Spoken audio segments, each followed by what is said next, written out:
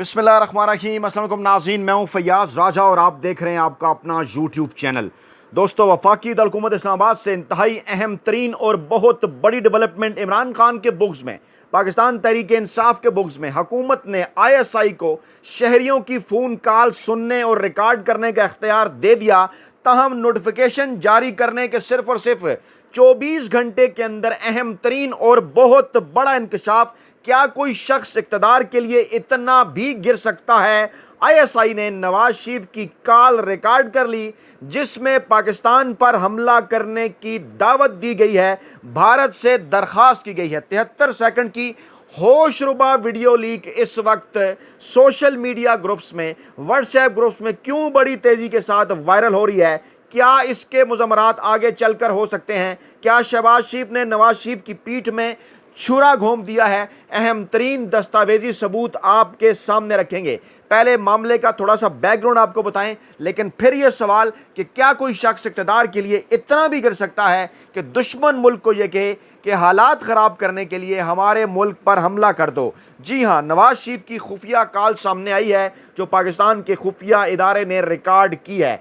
हुकूमत ने ISI को शहरियों की फ़ोन कॉल सुनने और रिकॉर्ड करने का इख्तियार दे दिया। इस हवाले से नोटिफिकेशन भी हम आपके सामने रखते हैं और पहले आपके सामने हम खबर रखते हैं जंग ग्रुप की, जो आज के अखबारात के अंदर भी आई। हसास इदारे को कॉल में मुदाखलत या सुराग लगाने का इख्तियार। लेकिन क्या पता था इस बात का कि इमरान खान के बुक्स में और पाकिस्तान तहरीक इंसाफ के बुक्स में जो किया जाएगा उसका पहला निशाना और पहला बड़ा शिकार खुद नवाज शरीफ हो सकते हैं। इंतहाई अहम तरीन और बड़ी डेवलपमेंट है। वफाकी काबीना ने कौमी सलामती के मफाद में बज़ाहिर किसी जुर्म के खदशा के पेश नज़र हसास इदारे के नामजद अफसर को कॉल या मैसेज में मुदाखलत, कॉल रिकॉर्ड, कॉल ट्रेस का इख्तियार देने की मंजूरी दी। ज़राए के मुताबिक काबीना ने सर्कुलेशन के जरिए समरी की मंजूरी दी।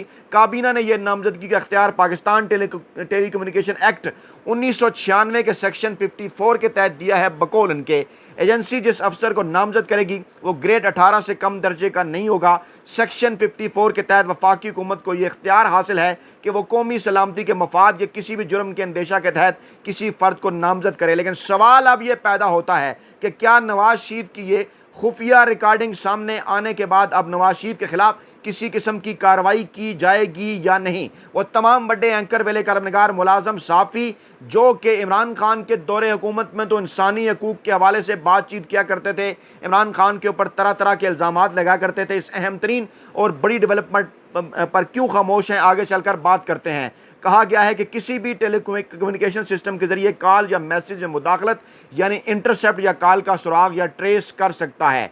जियो ने इसको रिपोर्ट किया, उसके ऊपर उमर अयूब का रद्द-ए-अमल भी आया। वफाकी हुकूमत ने ISI को कॉल ट्रेस करने का इख्तियार दे दिया, मंजूरी दी सर्कुलेशन के ज़रिए।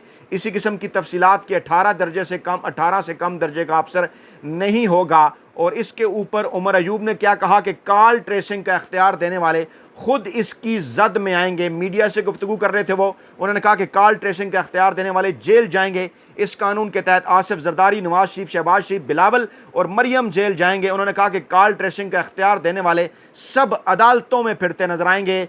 और डॉन न्यूज़ ने इसको ज़्यादा तफसील के साथ रिपोर्ट किया है। वफाकी हुकूमत ने इंटर सर्विसेज इंटेलिजेंस के नामजद अफसर को कौमी सलामती इन्वर्टेड कामास के अंदर के पेश नज़र शहरियों के फ़ोन कॉल या पैगामात को इंटरसेप्ट और ट्रेस करने की इजाज़त दे दी। और डॉन न्यूज़ के मुताबिक हसास इदारे फ़ोन कॉल या मैसेज में मुदाखलत करेंगे, सुराग लगाएंगे। और वही इधर भी कहा गया कि एक्ट 1996 के सेक्शन 54 के तहत और नामजद अफसर को कॉल ट्रेस करने का इख्तियार देने की मंजूरी ISI के।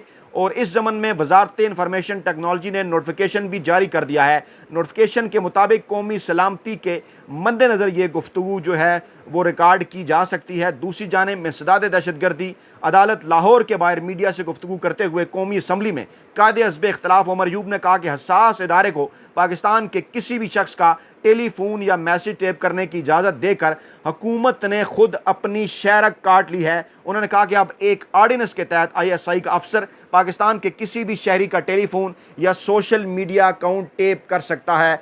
क्यों ये सब कुछ किया जा रहा था। इमरान खान और पाकिस्तान तहरीक इंसाफ के बुक्स में सोशल मीडिया के ऊपर तो पाबंदियां लगाई जा रही थी, अब लोगों की निजी ज़िंदगी के अंदर भी घुसा जा रहा था, और ख़ास तौर पर पाकिस्तान तहरीक इंसाफ की हमायत करने वाले, पाकिस्तान तहरीक इंसाफ और इमरान खान के मुतल्लिक़ गुफ्तगू करने वाले लोगों ने इस जद में आना था। लेकिन इसी मौके के ऊपर नवाज शरीफ के हवाले से अहम तरीन और बहुत बड़े इंकशाफ ने तमाम तर इस वक्त जो मौजूदा सूरत हाल है वो जनाब बदल कर रख दी है। हमारे हाथ में है जनाब इस वक्त किताब रंगीला वज़ीर-ए-आज़म। जी हाँ, रंगीला वज़ीर-ए-आज़म नामी ये किताब अमजद हुसैन साहब ने लिखी है। इसके अहम तरीन इक़्तिबास हम आपके सामने रखने जा रहे हैं।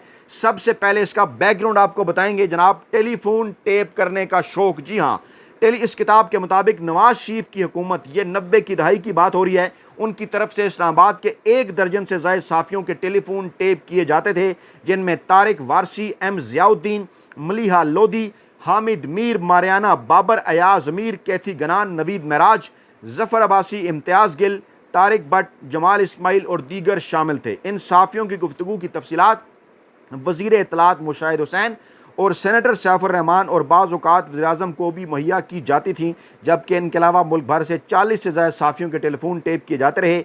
इन साफ़ियों में एडिटर इन चीफ नवाब वक्त मजीद निज़ामी, एडिटर दी नेशन आरिफ निज़ामी, इरशाद अहमद आरिफ, अब्बास अतर, इरशाद हक़ानी, असदुल्ला गालिब, नजम सेठी, रहमत अली राजी, ज़िया शाहिद, मेजर रिटायर्ड ताहिर, राय असद खान खरल, आमिर मीर, राना जवाद, शफीक अवान, अंजुम रशीद, कराची से महमूद शाम, अदरीस मुख्तियार, सरवत जमाल असमई, रिफ़त सईद, कामरान खान और दीगर शामिल हैं। मीर शकील रहमान काफ़ी अरसे से बैरून मुल्क में हैं, ताहम उनके बैरून मुल्क से आने वाले टेलीफोन सुनने के लिए उनके घर वाक़ कराची और लाहौर में दफ्तर के टेलीफोन टेप किए जा रहे थे।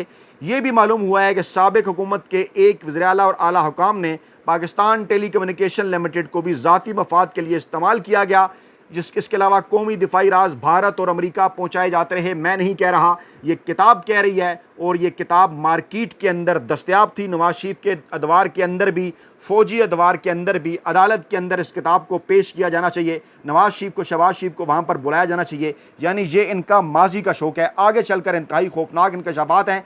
Secretary telecommunication Akram Sheikh, chairman PTCL Naseem Mirza और उस वक्त के director general intelligence bureau colonel Iqbal Niazi ने बाज़ गैर मुल्की और मुकामी कंपनियों के साथ करोड़ों अमरीकी डॉलर के मशकूक मुआहदे किए। साबिक DGIB कर्नल इकबाल नियाजी के हुक्म पर PTCL के सेक्शन SED नूरुद्दीन बोगाई की सरबराही में गुफ्तगू रिकॉर्ड करने का काम होता।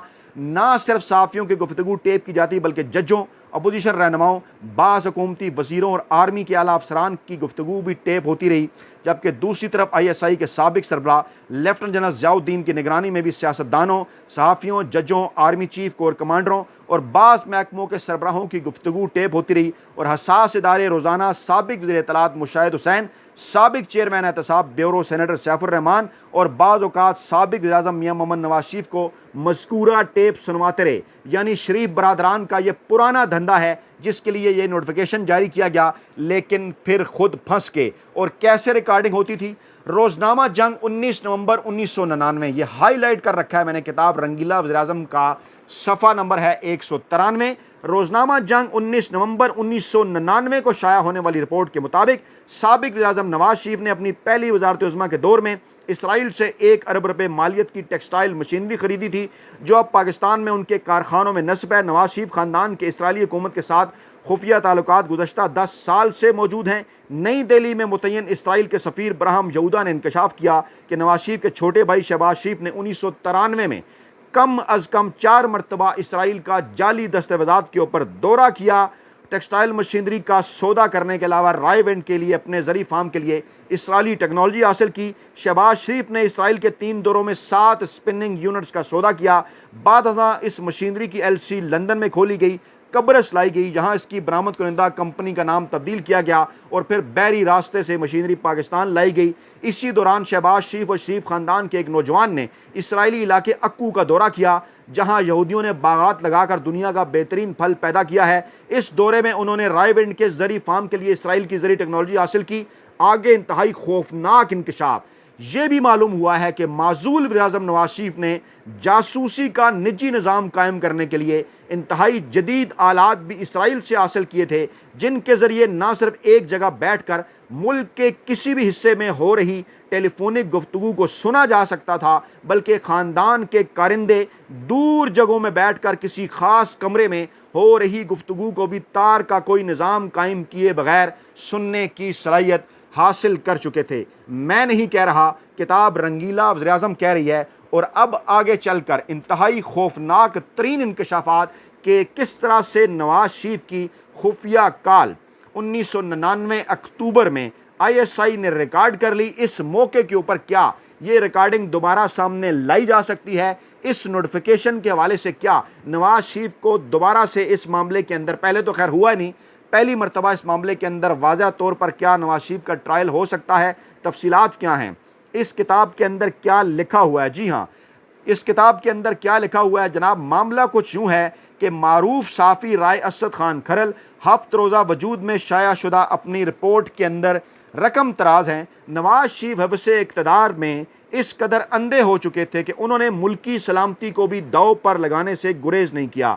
12 अक्टूबर 1999 के इस खौफनाक मनसूबे के हवाले से होने वाले नए इंकशाफात के मुताबिक पाक फ़ौज के टेक ओवर करने से कबल माजूल वज़ीर-ए-आज़म नवाज शरीफ ने भारतीय वज़ीर-ए-आज़म अटल बिहारी वाजपेयी से हॉटलाइन पर गुफ्तगू की थी, जिसमें नवाज शरीफ ने वाजपेयी को पाकिस्तान पर फौरी हमला करने की दावत दी थी और वाजपेयी ने अपनी फ़ौज के सरबराह को पाकिस्तान पर हमला करने के लिए हदायत भी कर दी थी।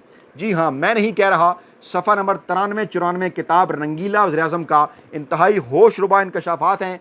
बावसूख ज़राए का कहना है इस किताब के मुताबिक कि नवाज शरीफ ने अपनी तरफ से नामजद करदा army chief lieutenant general retired Khawaja Ziauddin को पाक फ़ौज की तरफ से अपना बास न मानने और अपने तमाम कार्ड्स पिट जाने के बाद आखिरी कार्ड के तौर पर वाजपेयी को हॉटलाइन पर कॉल की, जिसका दौरानिया 1 मिनट 13 सेकंड था। जी हाँ, जिसका दौरानिया 1 मिनट और 13 सेकंड था और 6:37 से लेकर जनाब ये कॉल जो है वो फिर जो है वो 6:37 से लेकर 7:50 तकरीबन 1 मिनट 13 सेकंड यानी 73 सेकंड नवाज शरीफ और वाजपेयी के दरमियान गुफ्तगू क्या हुई कुछ यूँ थी। नवाज शरीफ, वाजपेयी साहब, नवाज शरीफ बोल रहा हूँ, वाजपेयी आप बड़े घबराए हुए लग रहे हैं। नवाज शरीफ, हाँ मैंने करगिल का महाज खोलने वाले आर्मी चीफ को बरतरफ कर दिया है, लेकिन फ़ौज इस हुक्म पर इम्प्लीमेंटेशन रोक रही है। आप फ़ौरन पाकिस्तान पर हमला कर दें। वाजपेयी, इसके लिए तो कम से कम 1.5 घंटा दरकार है। अभी ये जुमला इस किताब के बकौल, इस किताब के मुताबिक ये किताब कह रही है कि अभी ये जुमला कहा जा रहा था कि इस दौरान पाक फ़ौज के कमांडोज नवाज शरीफ के बेडरूम के बाहर पहुंच चुके थे, जिस पर नवाज शरीफ ने फ़ौरन लाइन काट दी और एकदम घबराहट के आलम में मज़कूरा फ़ौजी कमांडोज को कहा कि क्या आप मुझे गिरफ्तार करने आए हैं। ये बात कितनी हैरान कौन है कि ISI के साबिक सरबराह लेफ्टिनेंट जनरल रिटायर्ड ज़ियाउद्दीन ने एक तरफ तो माजूल वज़ीर-ए-आज़म नवाज शरीफ को मुकम्मल तौर पर अपने एतमाद में लिया हुआ था और उनके कहने पर कोर कमांडर्स, आला फ़ौजी अफसरों, हत्ता के आर्मी चीफ, जजों, बाज़ वज़ीरों, मशीरों, अपोजिशन के सरगर्म रहनुमाओं, आला ओहदों पर फाइज ब्यूरोक्रेट और बाज़ साफ़ियों के टेलीफोन टेप कर रहे थे, जबकि दूसरी तरफ इनको नवाज शरीफ पर भी एतमाद नहीं था, जिसकी वजह से वो उनके टेलीफोन भी टेप करवा रहे थे। और 12 अक्टूबर को हुकूमत की बरतरफी के वक्त भी नवाज शरीफ की वाजपेयी से होने वाली गुफ्तगू टेप की गई। लेकिन हैरान कुन बात यह है कि ये कैसेट इंतहाई पुरस्रार तरीके से गायब हो गई, जिस पर इस गुफ्तगू को टेप करने वाले ISI के साबिक सरबराह लेफ्टिनेंट जनरल ज़ियाउद्दीन के एक चहीते ऑफिसर बेहद परेशान हैं, क्योंकि ये एक ऐसी कैसेट है जो नवाज शरीफ के लिए मौत का परवाना बन सकती है और इसके मंजर आम पर आने के बाद नवाज शरीफ के लिए बचाव का कोई रास्ता नहीं रहेगा। हमें उम्मीद है कि हसास इदारे मज़कूरा कैसेट का सुराग लगाने में जल्द कामयाब हो जाएंगे। ये इस किताब में लिखा हुआ है। कहाँ है वो कैसेट? क्यों आज तक इसका सुराग नहीं लगाया जा सका? अगर इस किताब के अंदर झूठ लिखा गया है तो आज तक नवाज शरीफ और पाकिस्तानी इस्टेब्लिशमेंट की जानिब से इसको चैलेंज क्यों नहीं किया गया? क्यों अदालतों के अंदर इस किताब का इक़्तिबास नहीं रखा गया?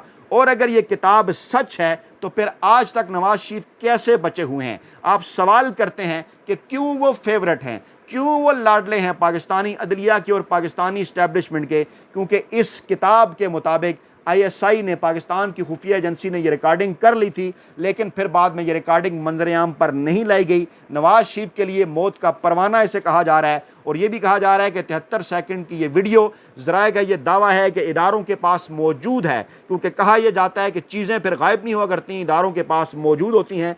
और इस सिनेरियो के अंदर पिछले 24 घंटे में जब ISI को इसका इख्तियार दिया गया है कि वो पाकिस्तान के शहरियों की निजी गुफ्तगू सुन सकते हैं, रिकॉर्ड कर सकते हैं, इंटरसेप्ट कर सकते हैं, तो इस किताब का हवाला हमें ये बता रहा है कि नवाज शरीफ की ये ख्वाहिश पहले से भी रही।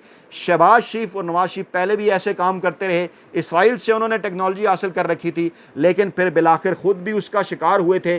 और मौजूदा इस सूरत हाल के अंदर सवाल पैदा होता है कि क्या इस किताब को बतौर सबूत सामने रख कर नवाज शरीफ का मौजूदा सुप्रीम कोर्ट के अंदर ट्रायल किया जा सकता है या नहीं, क्योंकि इस नोटिफिकेशन को बड़ा इंपॉर्टेंट करार दिया जा रहा है कौमी सलामती के हवाले से कि ISI कॉल रिकॉर्ड कर सकती है। तो ये जो कॉल ऑलरेडी रिकॉर्डेड मौजूद है, इसका क्या बनेगा? अपना बहुत ख्याल रखिएगा, दुआओं में याद रखिएगा। नई वीडियो के साथ जल्द हाजिर होंगे। अल्लाह ने के बान।